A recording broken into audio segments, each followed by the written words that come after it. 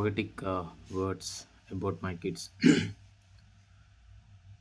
2018 October 1న నా జీవిత గగనంలో ఒక వెలుగు నక్షత్రం పుట్టింది. నా పాప. ఆమె ముఖంలో నేను చూసింది నా అమ్మ నవ్వు, నా అమ్మ దయ, నా అమ్మను మళ్ళీ పొందిన అదృష్టం. 2021 అక్టోబర్ 6న మరో చిన్న దేవదూత నా ఒడిలోకి దిగింది. నా బాబు.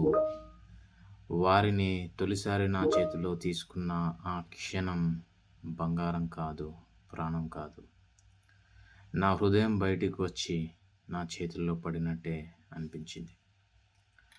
నా పిల్లలతో గడిపే ప్రతి క్షణం కాలాన్ని నిలిపేసే మంత్రంలా, నా జీవితం రాసుకునే అమూల్యమైన పద్యంలా అనిపించింది.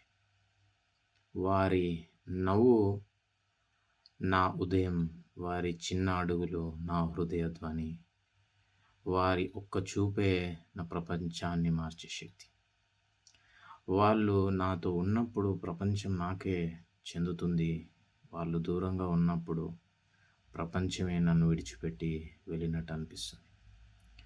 మాటలు లేని నొప్పి, గుండె ఖాళీ అయ్యే నిశ్శబ్దం, ఆత్మ కూలిపోయినట్టే ఒక వెలితి.